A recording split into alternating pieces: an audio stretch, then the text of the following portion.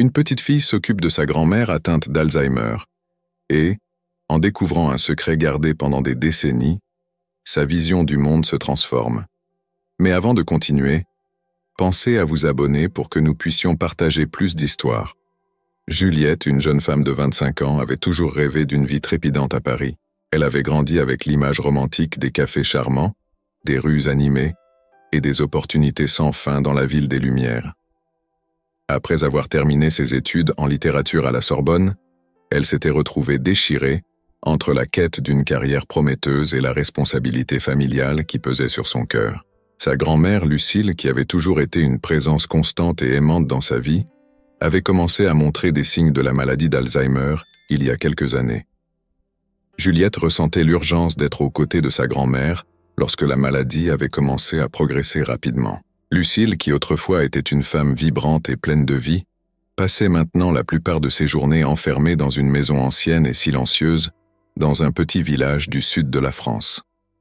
Le village de Saint-Rémy-de-Provence était un endroit pittoresque, avec ses rues pavées et ses maisons en pierre couvertes de lierre. Cependant, pour Juliette, cet environnement enchanteur était teinté par la tristesse qui imprégnait la maison de sa grand-mère. La maison de Lucille, qui autrefois résonnait de rires et d'histoires, était maintenant devenue un lieu de mélancolie et de silence. Juliette décida de quitter Paris temporairement, convaincue que la lumière de la ville pouvait attendre tandis qu'elle s'occupait de la femme qui avait toujours été là pour elle.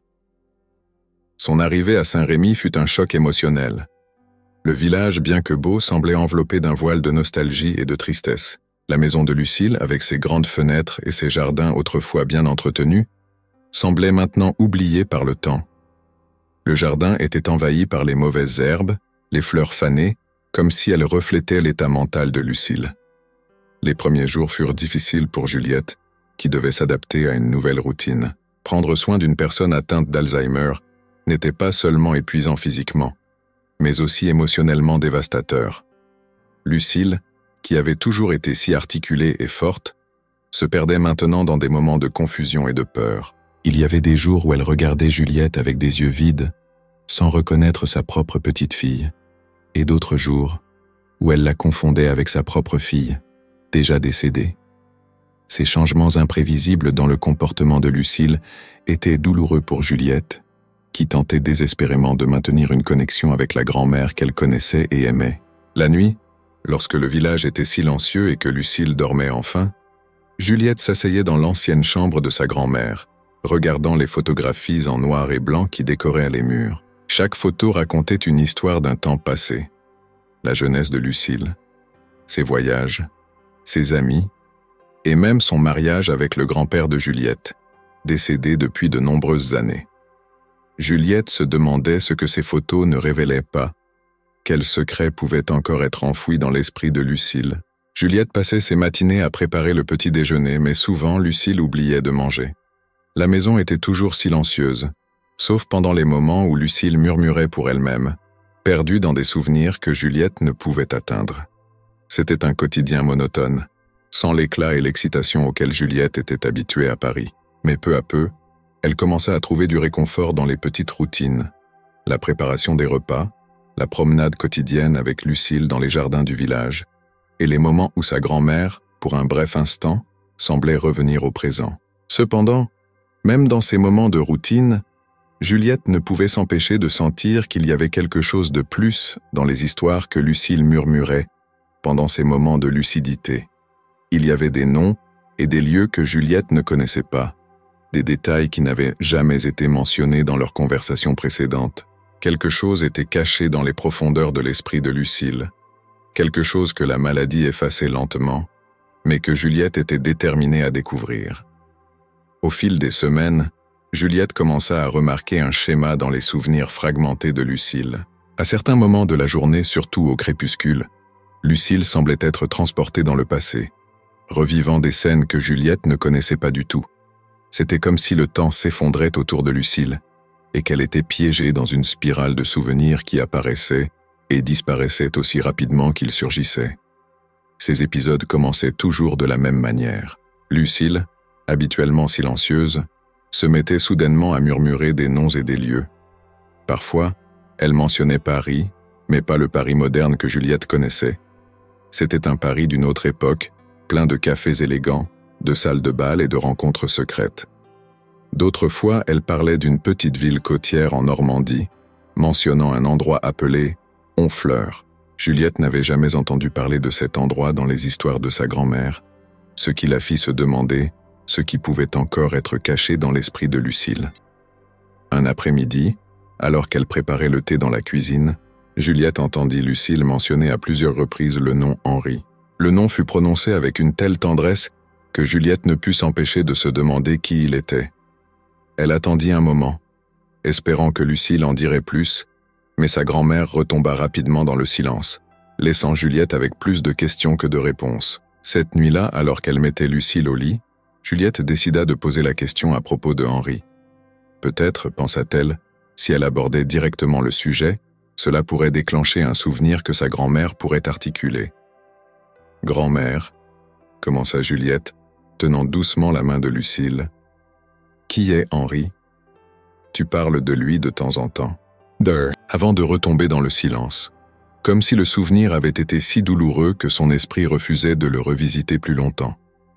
Ces mots, bien que brefs, résonnèrent dans l'esprit de Juliette pendant des heures. Qui était Henri ? Pourquoi sa grand-mère n'avait-elle jamais mentionné cet homme auparavant ? Était-il un ami ? Un amant ? Quelqu'un d'important qui avait été effacé de la narration familiale ? Juliette savait que pour comprendre pleinement ce qui se passait avec sa grand-mère, elle devait plonger plus profondément dans le passé que Lucille revivait. Cependant, chaque fois que Juliette tentait d'aborder à nouveau le sujet, Lucille redevenait la femme confuse et perdue que la maladie avait transformée. C'était comme si l'Alzheimer lui-même protégeait ses secrets, les cachant dans un labyrinthe de souvenirs déconnectés. Juliette commença à se sentir comme une détective, essayant d'assembler les pièces d'un puzzle dont les bords étaient constamment en mouvement. Ces souvenirs fragmentés devinrent la nouvelle obsession de Juliette. Pendant la journée, tout en s'occupant de Lucille, elle prêtait attention à chaque mot que sa grand-mère disait, notant mentalement tout indice qui pourrait l'aider à mieux comprendre cette énigme. Elle commença aussi à poser des questions indirectes, essayant de découvrir si d'autres membres de la famille savaient quelque chose à propos de ce Henri. Mais étrangement, personne ne semblait savoir qui il était, ou s'il le savait, il gardait à ce savoir bien caché. Le mystère s'accentua lorsque Juliette commença à réaliser qu'il y avait un lien entre les noms et les lieux que Lucille mentionnait et certains événements historiques. Elle se mit à faire des recherches par elle-même, en utilisant Internet et des livres d'histoire pour essayer d'établir des connexions. Ce qu'elle trouva étaient des références vagues à une époque de guerre, à des personnes disparues et à des vies séparées par la tragédie. Mais l'énigme de Henri restait entière. Chaque jour qui passait, Juliette se sentait de plus en plus poussée à découvrir la vérité. Lucille perdait ses souvenirs rapidement, et Juliette craignait que, si elle ne découvrait pas bientôt la vérité, ses secrets seraient perdus à jamais. Elle commença à croire que, derrière une pile de vieilles boîtes poussiéreuses dans le fond d'un placard, cachée comme si elle avait été délibérément oubliée, Juliette trouva une petite boîte en bois. La boîte était couverte de poussière, ses coins usés par le temps, mais quelque chose en elle attira immédiatement l'attention de Juliette. Elle ressentit une sensation d'anticipation en la tenant, comme si elle était sur le point de dévoiler un secret enfoui depuis longtemps. Juliette apporta la boîte à la table du salon, où la lumière du soleil du matin illuminait doucement le bois. En ouvrant le couvercle, elle sentit une légère odeur de papier vieilli, un arôme qui semblait la transporter instantanément dans un autre temps. À l'intérieur, soigneusement empilés, se trouvaient des objets qui semblaient avoir été importants pour quelqu'un, mais qui n'avaient jamais été mentionnés dans les conversations familiales. Il y avait des photographies anciennes, certaines délavées par le temps, mais conservant encore la jeunesse et la vivacité de Lucille. Sur une des photos, Lucille souriait aux côtés d'un homme jeune et beau que Juliette n'avait jamais vu auparavant. Le sourire de sa grand-mère sur la photo était différent. Un sourire de quelqu'un qui était profondément heureux, peut-être amoureux. Juliette retourna la photo, espérant trouver une annotation, mais rien n'était écrit au dos. En plus des photographies, il y avait plusieurs lettres, attachées avec un ruban de soie délavé. Juliette hésita avant de le défaire, sentant qu'elle était sur le point d'envahir une partie très intime de la vie de sa grand-mère. Mais sa curiosité l'emporta sur son hésitation. Les lettres étaient écrites d'une écriture élégante et fluide, que Juliette reconnut comme étant celle de Lucile elle-même. À côté des lettres, il y avait un petit journal, dont les pages étaient jaunies, mais encore lisibles. Les mains tremblantes, Juliette commença à lire le journal. Les premières pages étaient des récits quotidiens de la jeunesse de Lucile, des mentions de promenades, d'amis et de fêtes. Mais au fur et à mesure qu'elle avançait, Juliette remarqua que le ton du récit changeait. Lucile commençait à écrire sur un homme nommé Henri. Les mots étaient chargés d'émotions, décrivant des rencontres secrètes, des sourires échangés dans des regards furtifs et des promesses d'amour éternel. Le ton passionné des mots de Lucile fit naître une boule dans la gorge de Juliette. Elle pouvait ressentir la passion et l'espoir que sa grand-mère avait, même au milieu de l'incertitude de la guerre. Chaque page du journal révélait davantage sur cette relation, qui semblait avoir fleuri pendant une période troublée de l'histoire, la Seconde Guerre mondiale. Lucile décrivait la peur et l'incertitude qui régnaient en France à cette époque, mais aussi l'intensité avec laquelle elle et Henri vivaient leur amour. Les lettres qui accompagnaient le journal étaient de Henri, écrites avec tendresse, pleines de projets pour l'avenir qui ne se réalisèrent jamais. La lecture du journal plongea Juliette dans une époque qu'elle ne connaissait que par les livres d'histoire. Mais à travers les yeux de Lucile, tout semblait incroyablement réel. Les descriptions de Henri étaient si vivantes que Juliette avait l'impression de connaître cet homme qui avait été si important pour sa grand-mère. Cependant, à mesure que le journal avançait, l'histoire commença à prendre un tournant sombre. Lucile décrivait comment Henri avait été appelé pour combattre dans la guerre, la laissant seule, mais lui promettant de revenir. Elle écrivait sur la douleur de la séparation, sur les nuits sans sommeil, attendant des nouvelles qui n'arrivaient jamais. Juliette ressentait l'angoisse de Lucile à chaque mot écrit. Les dernières lettres de Henri étaient les plus sombres, reflétant les difficultés qu'il rencontrait sur le champ de bataille. Il mentionnait que la guerre devenait de plus en plus brutale et que beaucoup de ses amis étaient morts. Henri était épuisé, physiquement et émotionnellement, mais n'arrêtait jamais d'exprimer son amour pour Lucile et son espoir qu'un jour ils seraient réunis. Juliette savait que la fin de l'histoire ne serait pas heureuse. Les pages suivantes du journal de Lucile étaient tachées de larmes anciennes, brouillant certaines paroles. Il était évident que quelque chose de terrible s'était produit, mais Lucile n'avait jamais écrit ce qui s'était passé exactement. Le journal se terminait abruptement, sans conclusion, comme si le temps s'était simplement arrêté pour sa grand-mère à ce moment-là. Juliette, maintenant avec le journal fermé dans ses mains, ressentit une connexion profonde avec la grand-mère qu'elle n'avait jamais connue auparavant. Les souvenirs fragmentés de Lucile commençaient à prendre sens. Le nom de Henri, répété tant de fois, était un rappel de l'amour perdu qui hantait encore son esprit. Juliette comprit que Henri n'était pas seulement un nom du passé, mais une partie vitale de l'histoire de Lucile, une histoire qui avait été enterrée sous des décennies et qui maintenant, à cause de la maladie, réémergeait. Mais la boîte n'avait pas révélé tout. Juliette savait qu'il y avait encore plus à découvrir, plus de secrets cachés dans les pages que Lucile avait laissés derrière elle. Elle était déterminée à suivre les indices que sa grand-mère, même involontairement, laissait. Juliette savait que cette découverte allait tout changer, non seulement la manière dont elle voyait sa grand-mère, mais aussi comment elle comprenait sa propre vie. Après avoir lu le journal et les lettres qu'elle avait trouvées dans la boîte à souvenirs, Juliette sentit qu'elle commençait à percer un secret que sa grand-mère Lucile avait gardé enfoui pendant des décennies. Les mots dans le journal résonnaient comme une histoire d'amour, qui avait fleuri pendant l'une des périodes les plus sombres de l'histoire de la France, la Seconde Guerre mondiale. Juliette, fascinée et profondément émue par ce qu'elle avait découvert, passa les nuits suivantes à relire les lettres et le journal. Les paroles de Lucile révélaient une jeune femme pleine de vie, courageuse et passionnée. Henri, l'homme que Lucile aimait, était décrit comme un soldat allié, quelqu'un qui était entré dans la vie de Lucile de manière inattendue, mais qui était rapidement devenu le centre de son monde. C'était un homme au caractère libre, intrépide et plein d'espoir, même au milieu de la destruction et du chaos de la guerre. Les premières pages du journal de Lucile détaillaient comment ils s'étaient rencontrés dans un café à Paris, par une nuit d'hiver froide. Henri était en permission pour quelques jours et avait décidé d'explorer la ville avant de retourner sur le champ de bataille. Lucile, qui travaillait comme infirmière bénévole dans un hôpital de campagne, était épuisé ce soir-là, mais quelque chose l'avait poussé à entrer dans ce café où le destin l'attendait. Lucille décrivait leur première rencontre avec Henri comme quelque chose de magique, presque prédestiné. Ils avaient en parlé pendant des heures, perdant la notion du temps, tandis que la neige tombait doucement dehors. Henri racontait des histoires sur ses voyages et ses expériences, tandis que Lucille parlait de sa passion pour aider les autres et de son désir de voir la fin de la guerre. Ils se rencontrèrent de nouveau le lendemain, et la connexion entre eux se renforça rapidement.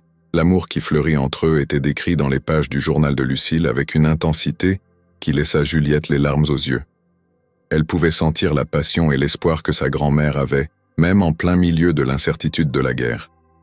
Henri promit à Lucille que dès que la guerre serait finie, ils resteraient ensemble.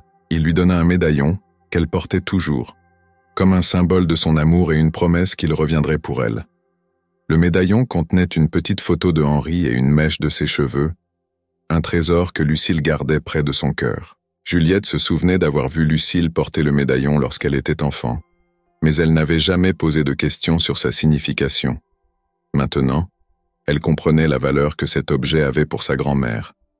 Cependant, à mesure que la guerre avançait, les difficultés s'intensifièrent. Les lettres de Henri commencèrent à arriver moins fréquemment, et Lucille décrivait l'angoisse de ne pas savoir s'il était vivant ou mort. Elle écrivait sur la douleur de la séparation, sur les nuits sans sommeil, espérant Les dernières lettres de Henri étaient un peu plus sombres, reflétant les difficultés qu'il rencontrait sur le champ de bataille. Il mentionnait que la guerre devenait de plus en plus brutale et que beaucoup de ses amis étaient morts. Henri était épuisé, physiquement et émotionnellement, mais n'arrêtait jamais d'exprimer son amour pour Lucille et son espoir qu'un jour ils seraient réunis. Juliette savait que la fin de l'histoire ne serait pas heureuse. Les pages suivantes du journal de Lucille étaient tachées de larmes anciennes, brouillant certaines paroles. Il était évident que quelque chose de terrible s'était produit, mais Lucille n'avait jamais écrit ce qui s'était passé exactement. Le journal se terminait abruptement, sans conclusion, comme si le temps s'était simplement arrêté pour sa grand-mère à ce moment-là. Juliette, maintenant avec le journal fermé dans ses mains, ressentit une connexion profonde avec la grand-mère qu'elle n'avait jamais connue auparavant. Les souvenirs fragmentés de Lucille commençaient à prendre sens. Le nom de Henri, répété tant de fois, était un rappel de l'amour perdu qui hantait encore son esprit. Juliette comprit que Henri n'était pas seulement un nom du passé, mais une partie vitale de l'histoire de Lucille, une histoire qui avait été enterrée sous des décennies et qui maintenant, à cause de la maladie, réémergeait. Mais la boîte n'avait pas révélé tout. Juliette savait qu'il y avait encore plus à découvrir, plus de secrets cachés dans les pages que Lucille avait laissés derrière elle. Elle était déterminée à suivre les indices que sa grand-mère, même involontairement, laissait. Juliette savait que cette découverte allait tout changer, non seulement la manière dont elle voyait sa grand-mère, mais aussi comment elle comprenait sa propre vie. Les dernières pages du journal de Lucille se terminaient sur une note de désespoir. Henri, le grand amour de sa vie, avait disparu dans l'immensité de la guerre, et la douleur de son absence avait commencé à ronger l'esprit de Lucille. Les lettres, qui arrivaient de régulièrement auparavant, avaient cessé de venir. Lucille écrivait sur les nuits sans sommeil, attendant un signe, un mot, quoi que ce soit qui lui donne l'espoir que Henri était encore en vie.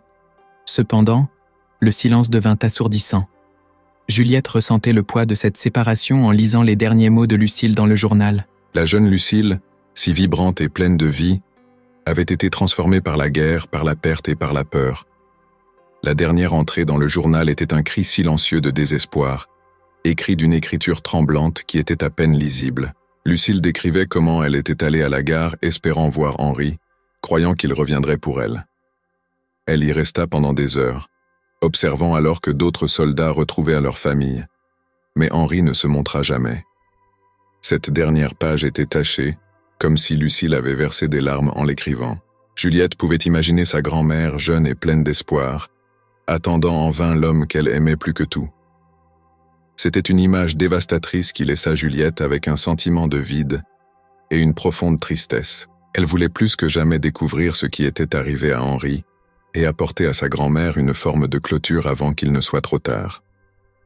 Juliette commença à enquêter. Elle chercha des archives militaires, tenta de retracer les mouvements de Henri pendant la guerre et alla même jusqu'à contacter des historiens locaux dans l'espoir de trouver une piste. Mais, au début, toutes ces tentatives furent infructueuses. Henri semblait avoir disparu sans laisser de traces, comme tant d'autres hommes de cette époque. Pendant ce temps, à la maison, l'état de Lucille continuait de se détériorer. Elle passait de plus en plus de temps perdu dans ses pensées, appelant fréquemment Henri dans ses moments de confusion. Juliette savait que le temps s'épuisait.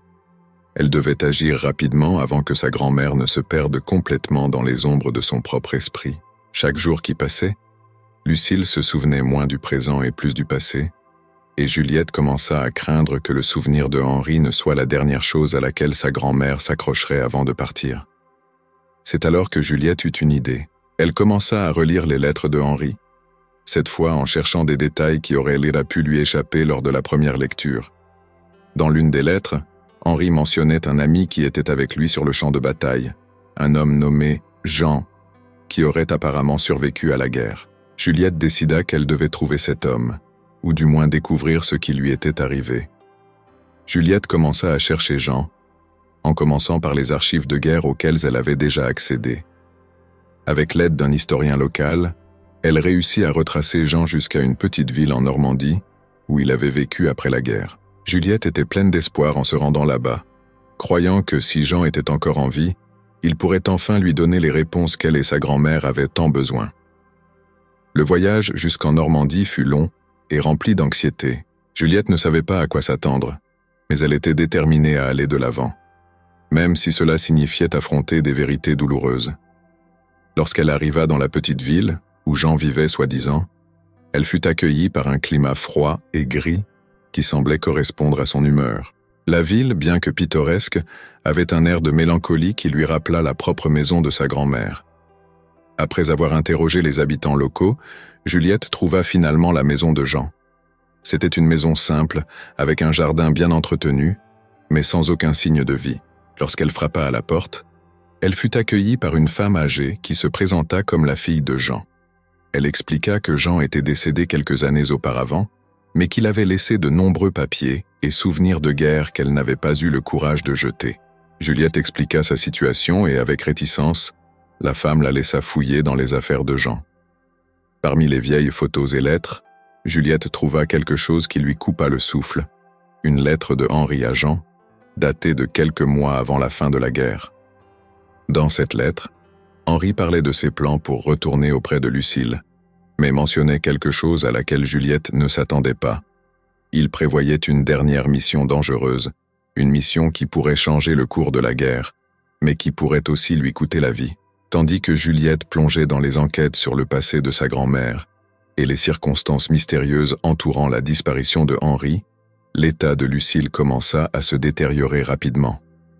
L'Alzheimer progressait à grands pas, et Juliette se rendait compte avec douleur que la lucidité de Lucille devenait de plus en plus rare. Le présent et le passé commençaient à se mêler de manière chaotique dans l'esprit de Lucille, créant un labyrinthe de confusion que Juliette luttait pour comprendre, et plus important encore, pour suivre. Lucille commença à avoir des pertes de mémoire de plus en plus fréquentes et sévères. Elle confondait les noms des personnes autour d'elle, mélangeait les visages d'amis et de membres de la famille avec ceux qui étaient morts depuis des décennies. Il y avait des moments où elle regardait directement Juliette et l'appelait Marie, le nom de la mère de Juliette, qui était aussi la fille de Lucille. À d'autres moments, elle s'adressait à Juliette comme si elle était une jeune Lucille, parlant d'événements qui avaient eu lieu bien avant la naissance de Juliette. Ces épisodes étaient émotionnellement épuisants pour Juliette, qui se trouvait dans un rôle double, à la fois petite fille et aidante, et maintenant, étrangement, assumant le rôle de sa propre mère et même de sa grand-mère. Mais ce qui perturbait le plus Juliette, c'était le nom que Lucille murmurait de plus en plus souvent, Henri. Dans les moments de plus grande confusion, Lucille semblait croire que Henri était tout près, qu'il était sur le point de revenir, comme si la guerre était encore en cours et qu'elle l'attendait avec impatience. Juliette essaya à plusieurs reprises de ramener Lucille à la réalité, mais elle se rendit compte que chaque tentative de la forcer à se souvenir du présent ne faisait qu'aggraver son angoisse. Lucille réagissait avec peur et désorientation, comme si elle était arrachée à un rêve. un endroit où Henri était encore vivant et où il pouvait encore À ces occasions, Juliette se demandait si elle ne devrait pas simplement permettre à sa grand-mère de rester dans son monde d'illusions, ou au moins, elle avait une forme de réconfort, au lieu de la forcer à affronter une réalité dévastatrice. Le dilemme de Juliette s'aggrava lorsque Lucille commença à faire des choses dangereuses, comme essayer de sortir de la maison au milieu de la nuit, en disant qu'elle devait trouver Henri. Il y eut une nuit en particulier qui resta gravée dans l'esprit de Juliette. Elle se réveilla au son de la porte d'entrée qui s'ouvrait et courut pour trouver Lucille, vêtue d'une fine chemise de nuit, debout à la porte, regardant le ciel étoilé. Quand Juliette l'atteignit, Lucille murmura « Il a dit qu'il viendrait ce soir, je dois le retrouver. » Elle savait que Henri ne reviendrait jamais, mais elle savait aussi que, dans l'état où se trouvait Lucille, cela n'avait plus d'importance. Henri était réel pour Lucille, et c'était ce qui importait à ce moment-là. Cependant, Juliette ne pouvait ignorer la connexion entre l'état mental de sa grand-mère et les secrets qu'elle découvrait sur le passé. À chaque nouveau détail qui émergeait, il semblait que Lucille devenait plus agitée, comme si elle, d'une certaine manière, était consciente que Juliette approchait de la vérité. L'Alzheimer effaçait les souvenirs de Lucille, mais paradoxalement, il faisait remonter à la surface les sentiments et les souvenirs qu'elle avait cachés pendant si longtemps. Juliette commença à se demander si trouver Henri, ou du moins découvrir ce qui lui était réellement arrivé, pourrait apporter à sa grand-mère une sorte de paix dans les derniers jours de sa vie. Peut-être, pensa Juliette, que si Lucille savait la vérité, elle pourrait enfin cesser d'attendre un homme qui ne reviendrait jamais. Mais en même temps, Juliette craignait ce que cette vérité pourrait signifier pour sa grand-mère. Et si la vérité était plus douloureuse que le confort des illusions, déchirée entre le désir de protéger sa grand-mère et la nécessité de résoudre le mystère qui les consumait toutes les deux, Juliette décida qu'elle devait continuer son enquête. Il y avait encore des lettres de Henri à lire, des archives à examiner. Chaque nouvelle découverte pourrait être la pièce finale du puzzle. Mais Juliette savait que le temps pressait. Lucille disparaissait lentement, et Juliette était déterminée à découvrir la vérité avant que la dernière lueur de lucidité de sa grand-mère ne s'éteigne pour toujours. Déterminée à comprendre ce qui était réellement arrivé à Henri, Juliette plongea à corps perdu dans sa quête de réponse. Elle savait que la clé pour résoudre le mystère se trouvait quelque part entre les souvenirs déconnectés de sa grand-mère et les indices laissés dans les lettres de Henri. La première chose qu'elle fit fut d'organiser chronologiquement les lettres que Henri avait envoyées à Lucille pendant la guerre, dans l'espoir que cela puisse fournir une vision plus claire des événements. En lisant les lettres avec plus d'attention, Juliette remarqua que dans les derniers mois avant la disparition de Henri, il mentionnait à plusieurs reprises une dernière mission que lui et son peloton préparaient. Henri ne donnait jamais de détails spécifiques, mais il était clair que cette mission était dangereuse et qu'il était conscient des risques encourus.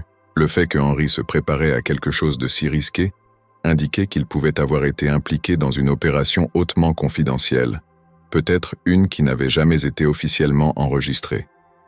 Juliette commença à élargir ses recherches. Elle passa des heures à la bibliothèque locale, cherchant des archives militaires et historiques de l'époque. Elle visita des archives gouvernementales et consulta des documents détaillant les opérations militaires menées en France au cours des derniers mois de la guerre. La tâche était ardue et souvent frustrante, car de nombreux documents avaient été perdus ou maintenus secrets. Cependant, Juliette était déterminée à ne pas abandonner. Pendant ce temps, à la maison, l'état de Lucille continuait de se détériorer. Elle passait de plus en plus de temps perdu dans ses propres pensées, souvent en appelant Henri dans ses moments de confusion. Juliette savait que le temps était compté. Elle devait agir vite, avant que sa grand-mère ne se perde complètement dans les ténèbres de son propre esprit. Chaque jour, Lucille se souvenait moins du présent et davantage du passé, et Juliette commençait à craindre que le souvenir de Henri ne soit la dernière chose à laquelle sa grand-mère s'accrocherait avant de partir. C'est alors que Juliette fit une découverte cruciale. En fouillant dans des documents militaires, elle trouva une mention d'une opération secrète connue sous le nom d'Opération Mistral, une mission menée par un groupe de soldats alliés en Normandie pendant les derniers mois de la guerre. L'objectif de cette mission était de détruire une installation de communication allemande cruciale, un acte qui, s'il réussissait, pourrait changer le cours de la guerre. Juliette sentit un frisson en lisant à propos de l'opération Mistral. Elle était convaincue que Henri faisait partie de ce groupe de soldats, mais les archives n'indiquaient pas clairement le sort des participants à la mission. Juliette décida qu'elle devait en savoir plus sur cette opération spécifique. Elle se mit à rechercher les noms des survivants et tous les documents officiels qui pourraient confirmer la participation de Henri. Finalement, Juliette réussit à localiser un document dans les archives militaires listant les noms des soldats impliqués dans l'opération Mistral. Le cœur battant, elle parcourut la liste et trouva le nom de Henri, ainsi que ceux d'autres soldats qui avaient participé à la mission. Cependant, à côté du nom de Henri, il y avait une simple annotation mais dévastatrice. Disparu au combat. Et pourquoi Lucille n'avait-elle jamais reçu de nouvelles officielles sur le sort de Henri? Juliette sentait que, bien qu'elle ait fait un pas de plus dans sa quête, il restait encore beaucoup à découvrir. Déterminée à trouver plus de réponses, Juliette décida qu'elle devait aller au-delà des archives et des documents. Elle devait parler à quelqu'un qui avait participé ou qui avait été impliqué, d'une manière ou d'une autre, dans l'opération Mistral. Juliette contacta plusieurs historiens et tenta même de retrouver des survivants de la mission, mais beaucoup étaient décédés ou ne pouvaient fournir d'informations supplémentaires. Le chemin semblait se rétrécir de plus en plus, mais Juliette refusait d'abandonner. Henri était trop important pour être oublié. La quête de Juliette l'avait conduite à parcourir les sentiers sinueux du passé, déterrant des histoires que beaucoup préféraient oublier. Plus elle enquêtait, plus il devenait évident que la disparition de Henri était enveloppée dans un voile de secret. La découverte de l'opération Mistral était un grand pas en avant, mais Juliette savait qu'il y avait encore quelque chose de plus, quelque chose que personne n'avait jamais révélé. Elle décida alors de visiter Honfleur, la petite ville côtière que Lucille mentionnait dans ses souvenirs fragmentés. Juliette ne savait pas exactement ce qu'elle espérait y trouver, mais elle sentait que cette ville jouait un rôle important dans l'histoire de sa grand-mère et Henri. Elle se souvint également d'une des lettres de Henri, dans laquelle il mentionnait une rencontre spéciale qu'il projetait d'avoir avec Lucille à Honfleur, après la fin de la guerre. Cette rencontre n'avait jamais eu lieu, mais Juliette sentait qu'elle devait se rendre là-bas pour mieux comprendre ce qui aurait pu se passer. Honfleur était une ville pittoresque, avec ses rues étroites et ses maisons colorées, situées au bord de la Manche. Lorsque Juliette arriva, elle ressentit immédiatement une connexion avec l'endroit. Elle pouvait imaginer sa grand-mère et Henri marchant dans ces mêmes rues, faisant des... Juliette commença à explorer la ville, en parlant avec les habitants locaux et en visitant les lieux mentionnés dans les lettres de Henri. Ce fut lors d'une de ces conversations qu'elle rencontra un vieil homme. Un homme qui avait vécu à Honfleur pendant la guerre. Son nom était Pierre, et il se souvenait bien des temps difficiles de l'occupation allemande. Lorsque Juliette mentionna le nom de Henri et l'opération Mistral, Pierre resta silencieux un moment, avant de regarder profondément dans les yeux de Juliette.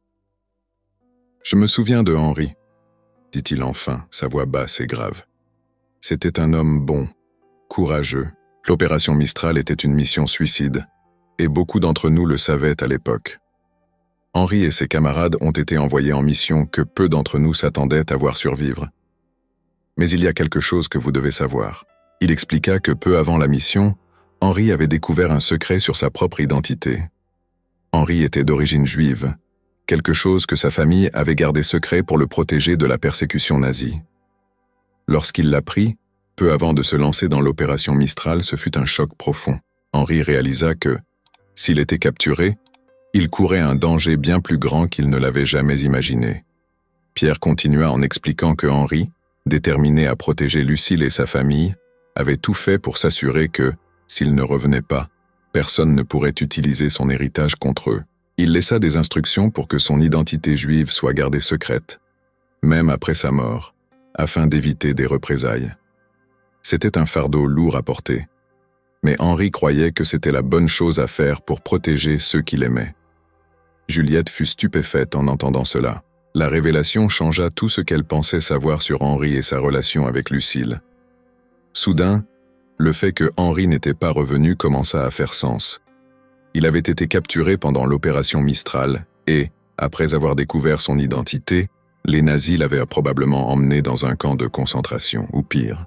La douleur que Henri ressentait en sachant qu'il ne reverrait jamais Lucille devait être insupportable, mais il avait choisi le sacrifice plutôt que de mettre en danger celle qu'il aimait. Cette révélation expliquait aussi le silence de Lucille sur Henri. Peut-être qu'elle savait la vérité, mais avait décidé de l'enterrer avec les souvenirs de la guerre, par peur, honte, ou simplement à cause de la douleur insupportable que la vérité portait. Juliette commença à comprendre que la confusion de sa grand-mère à propos de Henri n'était pas seulement une conséquence de l'Alzheimer, mais aussi le résultat de décennies de secrets gardés et de souvenirs douloureux réprimés. Déterminée à en savoir plus, Juliette demanda à Pierre de lui montrer tout document ou souvenir qu'il avait de l'époque.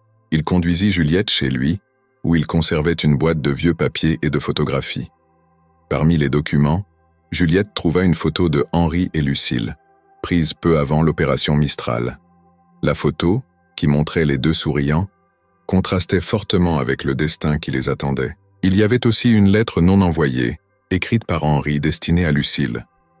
Dans cette lettre, Henri confessait son amour éternel et expliquait que, si quelque chose lui arrivait, elle devait aller de l'avant et vivre pour eux deux. Juliette lut la lettre avec des larmes aux yeux, comprenant maintenant la profondeur du sacrifice de Henri et le poids que Lucille avait porté au fil des ans. Elle savait qu'elle devait apporter cette vérité à sa grand-mère, dans l'espoir que cela puisse lui apporter une forme de paix dans les derniers jours de sa vie. Juliette sentit que malgré toute la souffrance, il y avait une dignité silencieuse dans la façon dont Lucille avait choisi d'aimer Henri, même après qu'il ait disparu. Avec la lettre de Henri en main, Juliette retourna chez sa grand-mère à Saint-Rémy de Provence, se sentant comme si elle transportait un trésor fragile et précieux. La révélation du secret de Henri et ce que cela signifiait pour Lucille changeait complètement la façon dont Juliette voyait le passé de sa grand-mère.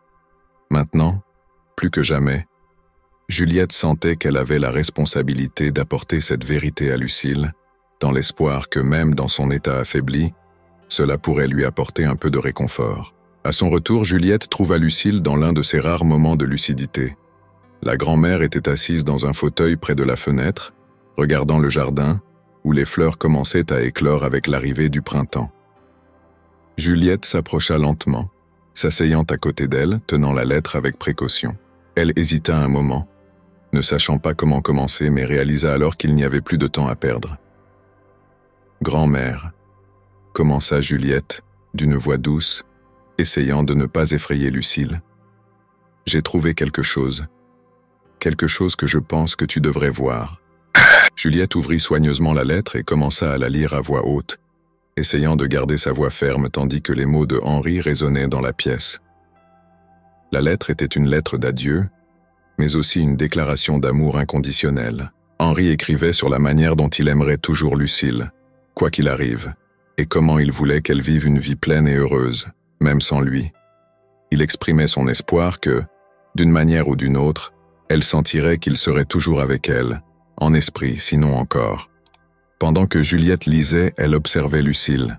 Au début, il semblait que la grand-mère ne comprenait pas, ses yeux fixés sur un point lointain. Mais ensuite, lentement, un changement s'opéra. Les mots de Henri, prononcés avec tant d'affection par Juliette, commencèrent à briser les barrières que l'Alzheimer avait érigées dans l'esprit de Lucille. Ses yeux commencèrent à se remplir de larmes, et elle murmura doucement le nom de Henri, comme s'il était là, avec elle. Juliette continua de lire, sentant que la lettre atteignait Lucille d'une manière que rien d'autre n'avait réussi à faire. Quand elle termina, la pièce resta silencieuse pendant un moment qui sembla s'étendre éternellement. Lucille regarda finalement Juliette, et pendant un bref instant ses yeux brillèrent d'une clarté que Juliette n'avait pas vue depuis longtemps. « Henri » murmura Lucille, sa voix tremblante. « Il m'a toujours promis qu'il reviendrait. Il voulait que tu le saches, même s'il ne pouvait pas revenir. » Pour Juliette, c'était un moment de tristesse et de soulagement, car elle savait que, d'une certaine manière, Henri avait enfin trouvé un moyen d'être avec Lucille dans ses derniers moments. Cette nuit-là, Juliette décida de ne pas laisser Lucille seule. Elle apporta un matelas dans la chambre de sa grand-mère et s'allongea à côté d'elle, tenant sa main tandis que Lucille dormait. La nuit était calme, et la seule lumière venait de la lune qui brillait par la fenêtre, projetant des ombres douces sur le sol. Juliette sentait qu'elle veillait non seulement sur sa grand-mère, mais aussi sur une partie importante de l'histoire de sa famille, un héritage qui avait été gardé secret pendant si longtemps. Dans les jours qui suivirent, Lucille sembla être en paix. Elle avait encore des moments de confusion, mais ceux-ci étaient entrecoupés de périodes de clarté où elle parlait de Henri, comme s'il était présent, comme si le temps n'avait pas passé. Juliette savait que l'esprit de sa grand-mère se préparait à l'adieu final, et elle ressentait un mélange de tristesse et de gratitude pour avoir pu partager ce moment.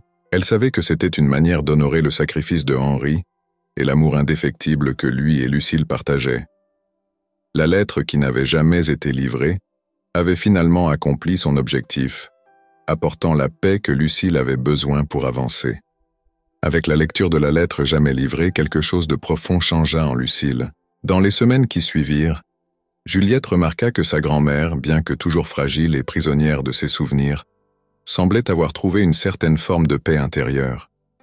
C'était comme si le fardeau qu'elle portait depuis des décennies commençait enfin à se soulager. La confusion qui dominait l'esprit de Lucille cédait parfois la place à une clarté inattendue, qui surprenait autant Juliette que les quelques amis et voisins qui visitaient encore la maison.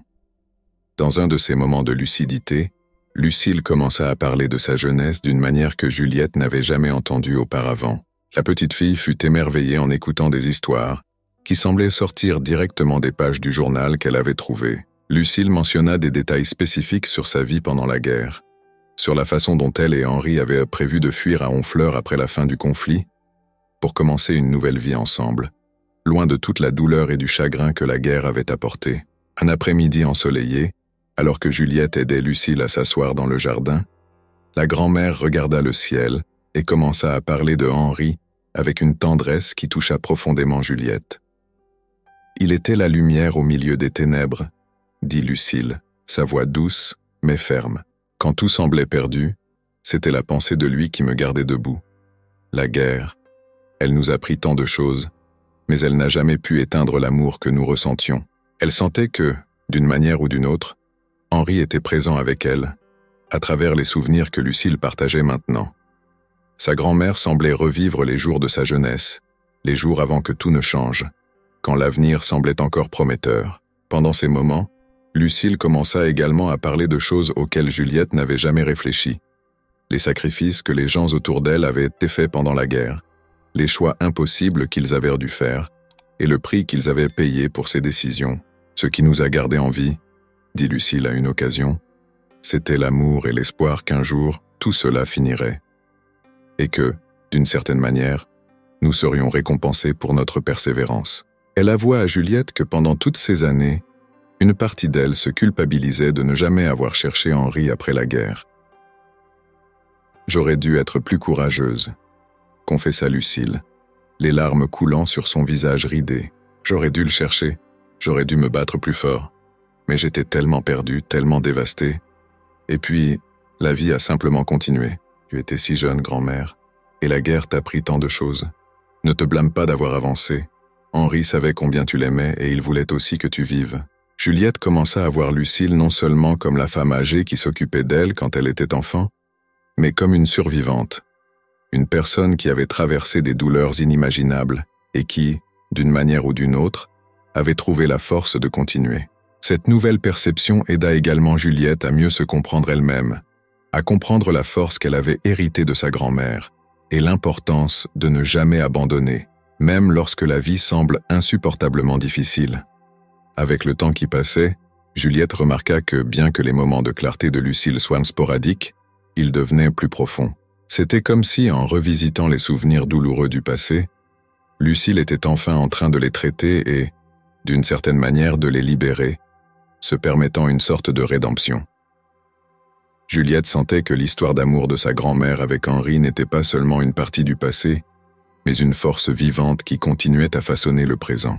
Cependant, Lucille devenait également de plus en plus fragile physiquement. L'Alzheimer, bien que temporairement atténué par les moments de lucidité, continuait à progresser, emportant avec lui des parties de l'esprit de Lucille qui ne reviendraient jamais.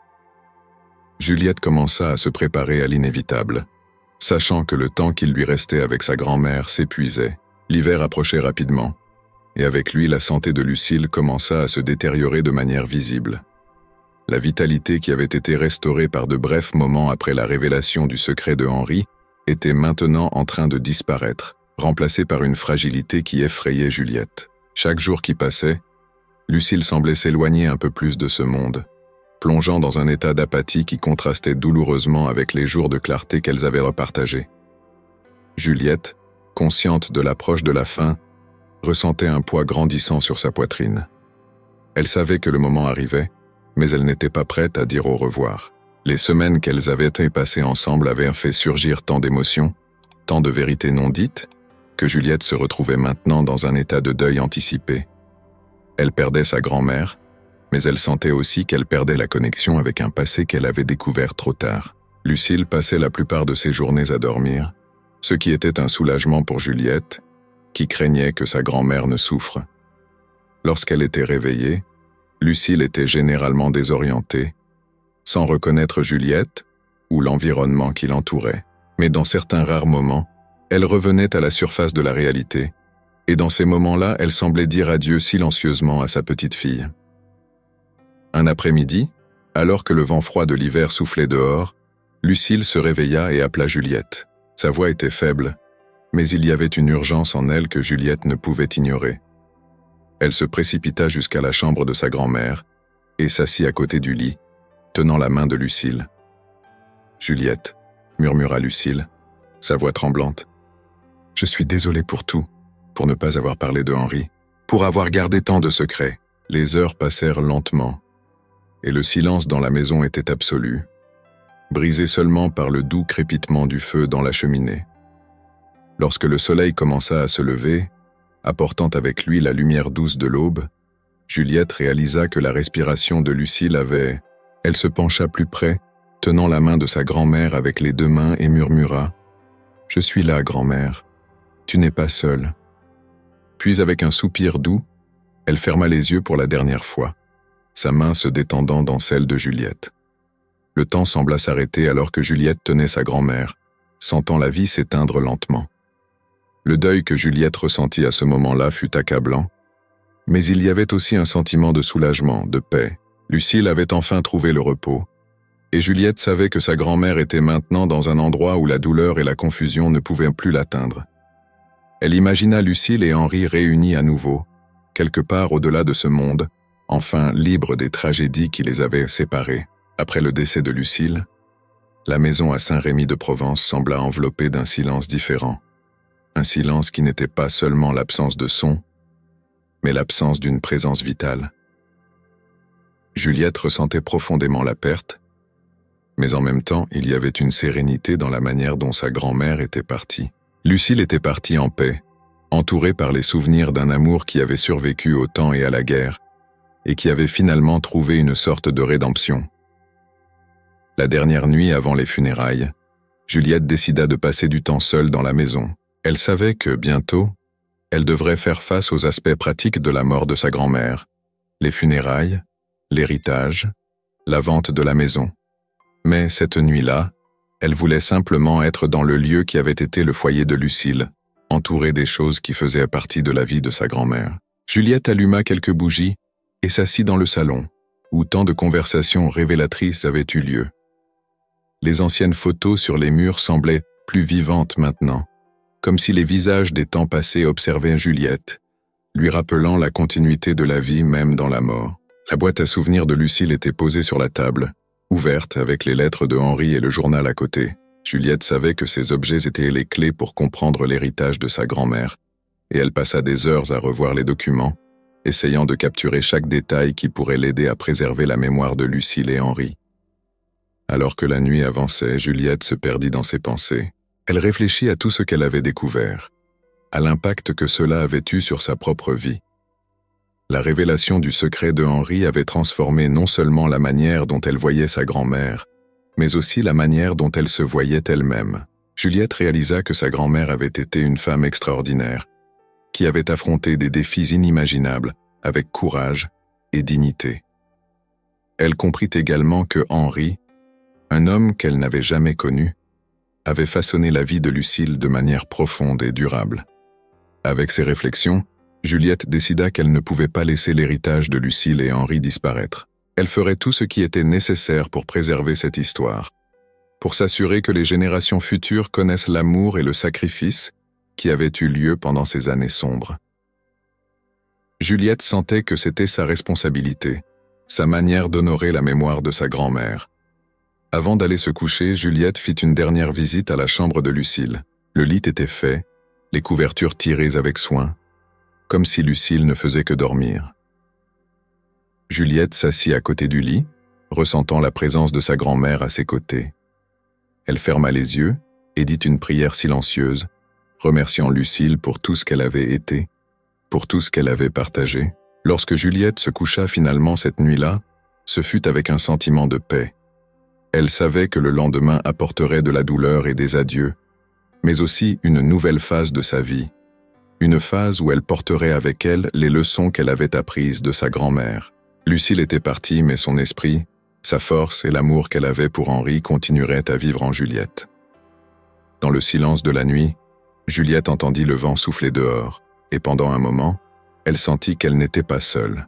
Peut-être d'une manière ou d'une autre, Lucille et Henri étaient là, observant, prenant soin de Juliette comme ils avaient pris soin l'un de l'autre. Avec cette pensée réconfortante, Juliette s'endormit, sachant qu'elle était prête à affronter ce qui viendrait ensuite, renforcée par l'amour et l'histoire de sa grand-mère. Après les funérailles de Lucille, Juliette se retrouva dans un état de contemplation profonde. L'événement, bien que petit et intime, avait été chargé d'émotions.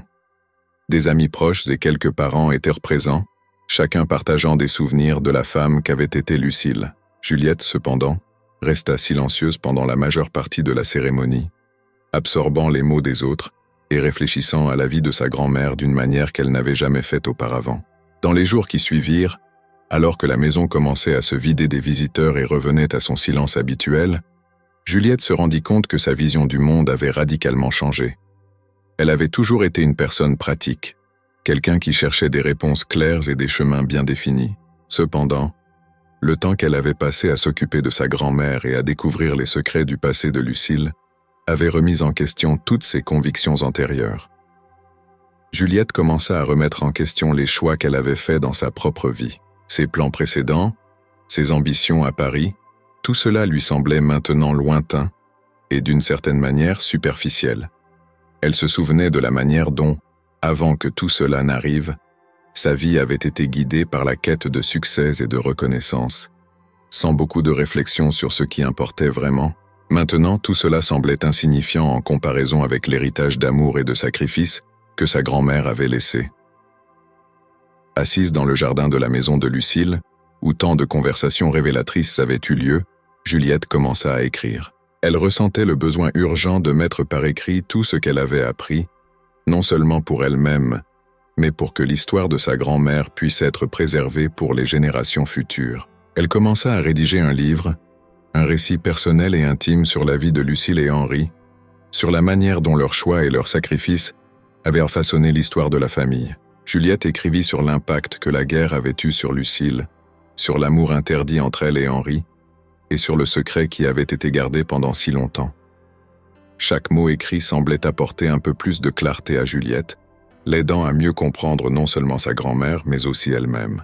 L'acte d'écrire devint thérapeutique, une manière de traiter le deuil et de transformer la douleur en quelque chose de positif. Cependant, ce ne fut pas facile. Juliette se retrouva à affronter ses propres démons au fil du chemin. Il y avait des moments où elle doutait d'elle-même, se demandant si elle était vraiment capable de raconter l'histoire de sa grand-mère. Mais alors elle se souvenait des paroles de Lucille lors de leur dernière nuit ensemble. « Vis pour moi pour Henri », et cela l'encourageait à continuer. Pendant le processus d'écriture, Juliette commença également à réévaluer ses priorités. Elle se rendit compte qu'elle ne voulait plus retourner à sa vie d'avant à Paris, qui était devenue si insignifiante en comparaison de tout ce qu'elle avait appris. Au lieu de cela, Juliette commença à envisager un nouveau chemin, quelque chose qui honorerait réellement la mémoire de Lucille et Henri. Peut-être que l'écriture deviendrait une partie centrale de sa vie, ou peut-être qu'elle trouverait une autre manière d'aider les gens à comprendre et à valoriser les histoires de leur propre famille. La perspective de Juliette sur l'amour changea également. Elle commença à comprendre que le véritable amour ne se résume pas à des moments heureux ou à être ensemble physiquement, mais qu'il réside dans les choix que nous faisons, les sacrifices que nous sommes prêts à faire, et l'impact que cela a sur la vie de ceux que nous aimons. Elle vit comment l'amour de Henri pour Lucille avait transcendé les barrières du temps et de la distance, et comment cet amour avait continué à façonner la vie de Lucille, même après sa mort. Cette nouvelle perspective amena également Juliette à réfléchir sur ses propres relations. Elle se demanda si elle vivait vraiment en accord avec les valeurs qu'elle reconnaissait maintenant comme essentielles. Était-elle vraiment connectée avec ceux qu'elle aimait? Était-elle prête à faire les mêmes sacrifices que Lucille avait faits? Ces questions l'accompagnèrent tout au long du processus d'écriture et commencèrent à façonner la manière dont elle envisageait l'avenir. Le livre que Juliette écrivait devint pour elle une lettre d'amour à sa grand-mère, une manière de s'assurer que l'histoire de Lucille ne serait jamais oubliée. Mais il devint aussi quelque chose de plus, une réflexion sur la vie, sur la manière dont les choix du passé influencent le présent, et sur l'importance de vivre de manière authentique et significative. Juliette sentait qu'elle n'était pas seulement en train de raconter l'histoire de Lucille, mais qu'elle créait aussi un nouveau chapitre pour sa propre vie. Avec le livre presque terminé, Juliette sentait qu'elle arrivait à une croisée des chemins dans sa vie. Pendant des semaines, elle s'était consacrée entièrement à l'écriture, plongeant dans les souvenirs de Lucille et Henri. Mais maintenant, elle devait décider ce qui viendrait ensuite. Le deuil était toujours présent, mais Juliette savait qu'elle ne pouvait pas continuer à vivre dans le passé. Elle devait faire un choix concernant son avenir, quelque chose qui honorerait tout ce qu'elle avait appris pendant cette période de transformation. Un matin, alors qu'elle prenait son café sur la véranda, Juliette reçut un appel d'un ancien collègue de l'université, lui offrant une opportunité de retourner à Paris et de travailler sur un projet éditorial prometteur. La proposition était tentante, un retour à la vie qu'elle connaissait, l'occasion de s'établir professionnellement et peut-être de suivre le chemin qu'elle avait toujours imaginé pour elle-même. Cependant, Juliette ressentit une hésitation profonde. Quelque chose en elle avait changé, et elle n'était plus sûre que ce soit le chemin qu'elle voulait suivre. Juliette passa les jours suivants à réfléchir à l'offre, essayant de se reconnecter avec ses sentiments et de comprendre ce qu'elle voulait vraiment pour elle-même. Elle savait que la décision qu'elle prendrait n'affecterait pas seulement sa carrière, mais aussi son identité, ses valeurs et la manière dont elle se reliait au monde qui l'entourait. De plus en plus, elle sentait que retourner à sa vie d'avant serait une manière de nier tout ce qu'elle avait appris de sa grand-mère. Au cours d'une promenade dans le village, Juliette décida de visiter le cimetière où Lucille avait été enterrée. Elle apporta avec elle une fleur du jardin de sa grand-mère, un symbole de la vie que Lucille avait cultivée, à la fois littéralement et métaphoriquement. En arrivant à la tombe, Juliette s'agenouilla et plaça la fleur sur la pierre tombale, ressentant une vague d'émotion l'envahir. Elle parla à haute voix, comme si elle s'adressait directement à Lucille, cherchant des conseils. « Je ne sais pas quoi faire, grand-mère », avoua Juliette, sa voix tremblante. « Paris a toujours été mon rêve, mais maintenant tout semble différent. Je ne sais pas si je peux retourner à la vie que j'avais avant tout cela. Je sens qu'il y a autre chose que je dois faire, quelque chose qui ait vraiment du sens. » Elle avait changé profondément, et essayer d'ignorer cela serait une trahison envers ce que sa grand-mère et Henri avaient représenté pour elle. Juliette comprit qu'elle avait besoin d'un nouveau départ, quelque chose qui reflétait la femme qu'elle était devenue. Avec cette nouvelle clarté, Juliette prit une décision. Elle décida qu'elle ne retournerait pas à Paris. Au lieu de cela, elle resterait dans le village, au moins pour un temps, et se consacrerait à terminer le livre sur sa grand-mère et Henri. Mais elle ne s'arrêterait pas là. Juliette voulait utiliser ses talents d'écrivain pour aider d'autres personnes à raconter leurs histoires, en particulier celles qui, comme celle de sa grand-mère, avaient été enterrées sous le poids du temps et de l'histoire. Juliette décida également de transformer la maison de Lucille en un espace destiné à aider d'autres personnes à découvrir et à préserver leurs histoires familiales. Elle imagina un lieu où les gens pourraient venir pour faire des recherches, écrire et partager leurs histoires, un lieu qui honorerait les souvenirs de leurs proches et les relierait aux générations futures. Juliette savait que sa grand-mère approuverait cette idée, et cela lui donna un sens renouvelé de but et de détermination.